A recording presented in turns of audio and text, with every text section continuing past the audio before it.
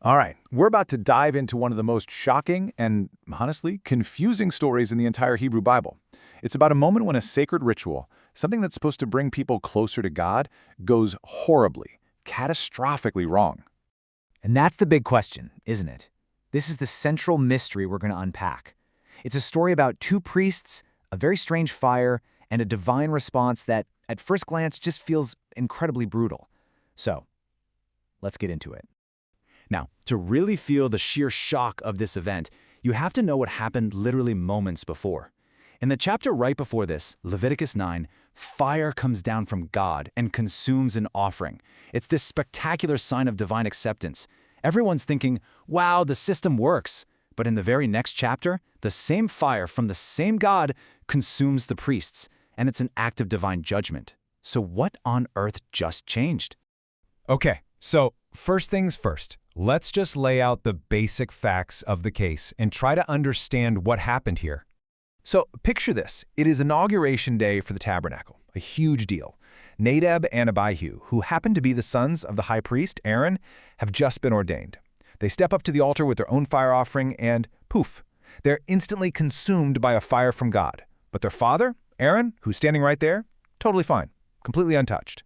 Which, raises the big question, why them and not him? To even begin to crack this case, we can't just look at the event by itself. That would be like trying to understand a computer crash without knowing anything about its operating system. We have to understand the world this happened in, let's call it the spiritual physics of the tabernacle. And that all comes down to this idea of sacred space. And this right here, this is the key that unlocks the whole story. The idea of sacred space isn't really about God being angry or just waiting to zap people. No, it's about his presence being so intensely powerful, so fundamentally different from our own reality. Think of the difference between the sun and a little candle. You just can't walk up to it unprepared. It requires strict protocols to manage that raw power difference between what's holy and what's, well, us.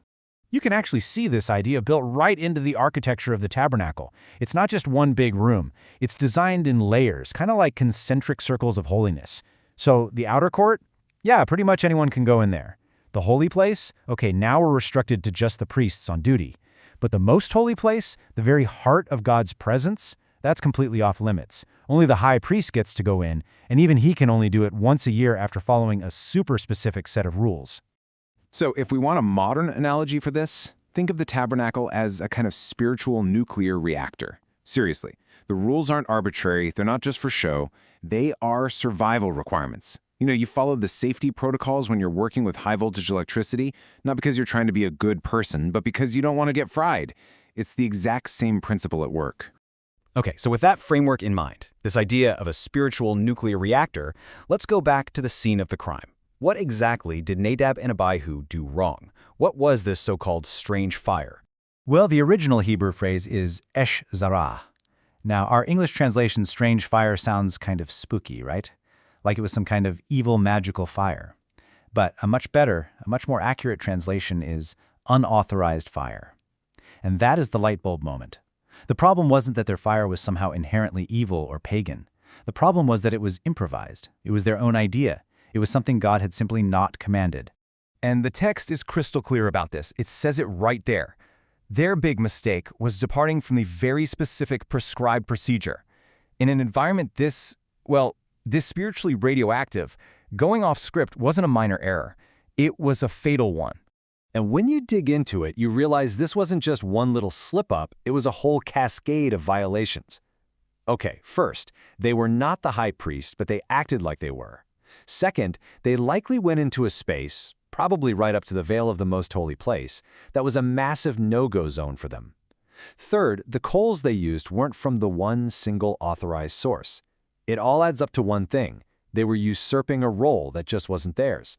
And when the text says they did this before the Lord, that's not just some flowery religious language. In the tabernacle's blueprint, that's a precise geographical term. It refers to the zone of maximum proximity right up against the curtain to the most holy place. They basically walked unauthorized right up to the containment field of the reactor. Now I know what you might be thinking. Okay, I get it. They broke the rules. But death? That seems a little extreme. And that is a fair question. But hang on, because the story isn't over yet. Another violation happens in the very same chapter, and it reveals everything about the why behind this whole thing. Yeah, this is the question that really deepens the whole story. If this is all just about following the rules to the letter, why does another procedural screw-up just a few verses later get a totally different response from God? Just look at this contrast. It's fascinating. Nadab and Abihu, their violation was an act of addition. They did something extra that they weren't told to do, and it seems to come from a place of presumption. Then you have their surviving brothers. Their violation is an act of omission. They failed to do something they were supposed to do. But their motive? It's reverence born out of grief. They're basically saying, our brothers were just struck down by God's holiness. How can we possibly eat this holy meal? And the result? Death for the first act, acceptance for the second. And that contrast tells you everything you need to know. This whole system isn't just about being a robot and following the rules perfectly. The motive, the disposition, the heart behind the action matters deeply. In this high-stakes environment, presumption is lethal, but reverence, even when it leads to a procedural mistake, is understood.